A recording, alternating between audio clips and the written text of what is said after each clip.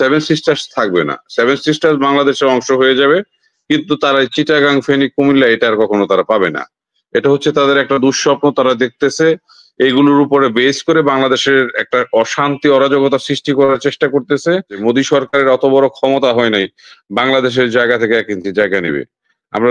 আমরা যতদিন বেঁচে থাকবো ততদিন তার ওই ক্ষমতা হয় না। এখন ওনারা যদি পারে যে আমাদের মেরে ফেলে দিয়ে তারপরে কিছু করার জন্য, সেই দুঃসাহস তারা করতে পারে। এটা আমি ওপেন চ্যালেঞ্জ দিয়ে বললাম, ইন্ডিয়ান সরকারের এখনো সেই ক্ষমতা হয় নাই বাংলাদেশ থেকে 1 ইঞ্চি জায়গা নেওয়ার জন্য। মুসলিম, হিন্দু, খ্রিস্টান, বৌদ্ধ আমাদের ভিতরে কোনো ভেদাভেদ নেই, আমাদের ভিতরে কোনো অশান্তি নেই, আমাদের ভিতরে কোনো উত্তর আমি একটা একটা করে আসি। ভারত প্রপাগান্ডা ছড়াচ্ছে, ব্যাপারটা হচ্ছে সম্পূর্ণ একটা রাজনৈতিক ব্যাপার। আর এখানে ভারতকে প্রপাগান্ডা ছড়ানোর জন্য যারা আমরা সহযোগিতা করতেছি, আমাদের দেশের যারা পতিত সরকার আছে বা যাকে নিকৃষ্টভাবে বাংলাদেশ ছেড়ে পালিয়ে গেছে এরকম সরকার, তারা এই প্রপাগান্ডাটা ছড়ানোর জন্য মূলত ভারতকে ইমপ্রেস করতেছে। বিশ্বের সবচেয়ে অসাম্প্রদায়িক দেশ হচ্ছে ভারত, যেখানে মাইনরিটিকে বারবার হিট করা হচ্ছে, মাইনরিটির উপরে আক্রমণ করা হচ্ছে, মসজিদ মসজিদ ভেঙে ফেলা হচ্ছে, গির্জা ভেঙে ফেলা হচ্ছে। সেই সুবাদে আমি বলবো যে বাংলাদেশে আমরা খ্রিস্টানরা বা অন্যান্য মাইনরিটিসরা যথেষ্ট ভালো আছে। 5ই আগস্টের পূর্বে বাংলাদেশে যে অরাজকতা ছিল, 5ই আগস্টের পরে মানুষ যে আশঙ্কাটা করেছিল যে অরাজকতা হবে, মাইনরিটিদের উপরে আক্রমণ হতে পারে, ভাঙচুর হতে পারে, লুটপাট হতে পারে, আসলে সেটা কিছুই হয় নাই। দাদা যে কথা বলে গেছে বা মুফতি ভাই বলে গেছে, এখানে কিছু কিছু জিনিস হয়েছে, আক্রমণ হয়েছে বা ভাঙচুর হয়েছে, সেটা সম্পূর্ণ রাজনৈতিক একটা কারণে। রাজনৈতিক কারণ ছাড়া কিন্তু আসলে বাংলাদেশে আমি আমার দেখা মতে আমি কোথাও পাই নাই যে না একটা হিন্দু বাড়িতে বা একটা খ্রিস্টান বাড়িতে আক্রমণ হয়েছে শুধু এমনিতেই। রাজনীতি যারা করে, যারা গত 15 বছর পতিত সরকারের সাথে থেকে বিভিন্ন রকমের সুবিধা ভোগ করছে, আকাম কুকাম করছে, তাদের বাড়িতেই কিন্তু ভাঙচুর হামলা হয়েছে। এছাড়া কিন্তু কোনো খ্রিস্টান বা হিন্দুর উপর কোনো হামলা হয় নাই, এটা আমি স্টেটমেন্ট দিতে পারি। নাম্বার 1। নাম্বার 2 হচ্ছে সংখ্যালঘু। তো আসলে আমি মনে করি আমরা সংখ্যালঘু না, আমি বাংলাদেশী এবং আমরা বাংলাদেশী। সংখ্যালঘু বলে নিজেদের ছোট করার কোনো অবকাশ নেই। বাংলাদেশ খ্রিস্টানদের উপরে যে অত্যাচার গুলো হয়েছে 1971 থেকে 2024 সালে, এই 53 বছরে বাংলাদেশের দেশ স্বাধীনের পরে প্রথম আক্রমণ হয় খ্রিস্টানদের উপর 1974 সালে নটরডেম কলেজে। আমাদের এখানে একটা ছাত্রাবাস আছে, সেটা যার নেতৃত্বে ছিল শেখ কামাল সাহেব। দেন অনেক বছর সেই মুজিব সাহেবের মৃত্যুর পরে আওয়ামী লীগ যখন হারিয়ে যায়, পরবর্তী 21 বছর প্রায় কোনো রকম কোনো সমস্যা হয় নাই। 1996 সালে যখন আওয়ামী লীগ ক্ষমতায় আসে, আসার ঠিক 3 মাসের মাথায় আমাদের লক্ষ্মীবাজার গির্জার ভিতরে একটা আক্রমণ করার চেষ্টা করা হয়, ওখানে ওয়াল ভেঙে জায়গা দখল করার চেষ্টা করা হয়।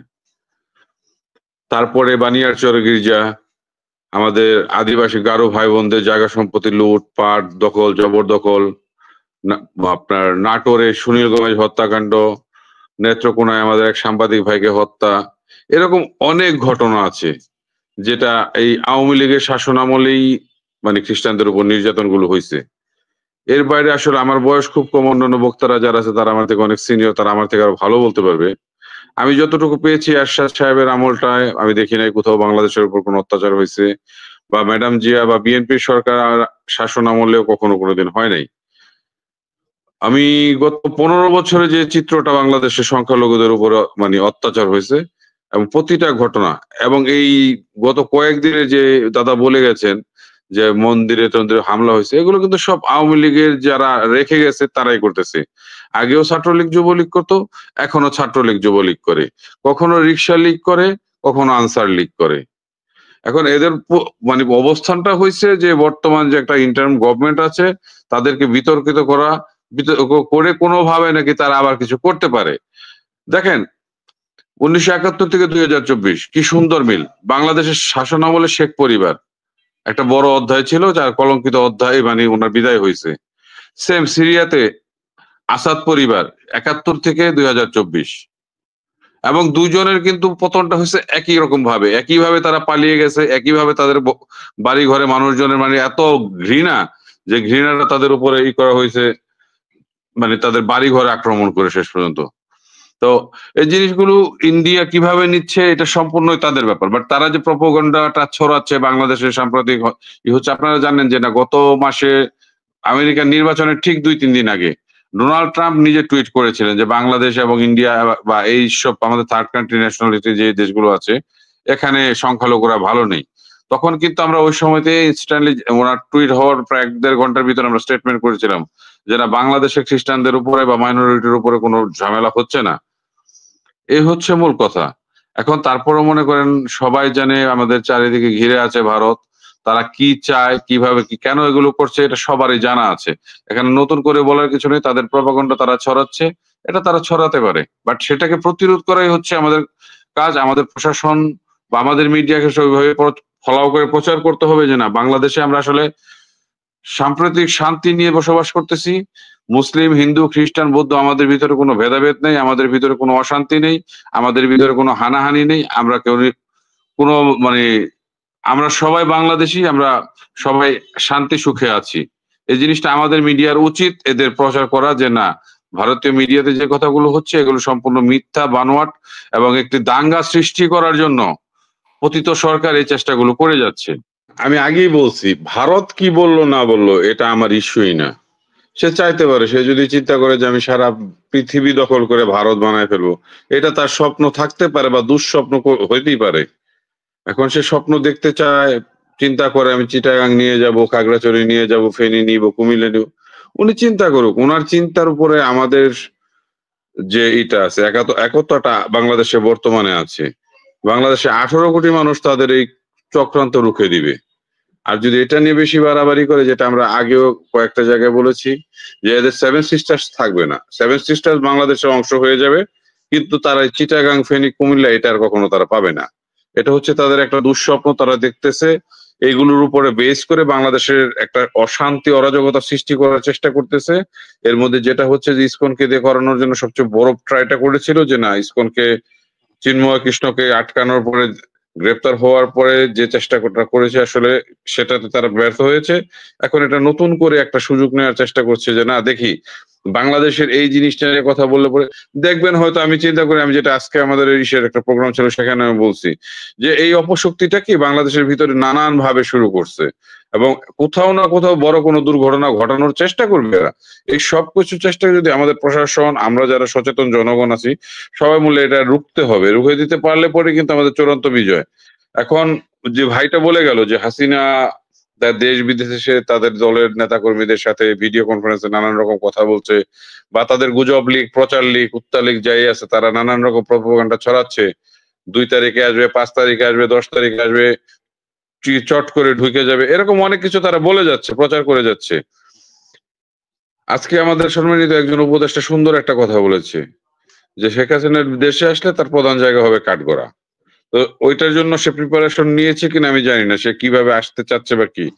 আমাদের সরকারের উচিত তাকে ইন্ডিয়া থেকে ধরে নিয়ে আসা, ধরে নিয়ে এসে তাই বাংলাদেশের বাংলার মাটিতে তার যত অপকর্ম আছে, সে গত 15 বছরে যেসব অপকর্ম করেছে, খুন, হত্যা, গুম, ধর্ষণ, সংখ্যালঘু নির্যাতন, মানুষের ভোটাধিকার হরণ, সবকিছুর জন্য তার আগে শাস্তি হওয়া উচিত। এবং আমি বাংলাদেশ খ্রিস্টান অ্যাসোসিয়েশনের পক্ষ থেকে বলতে চাই, মোদী সরকারের অত বড় ক্ষমতা হয় নাই বাংলাদেশের জায়গা থেকে 1 ইঞ্চি জায়গা নেবে।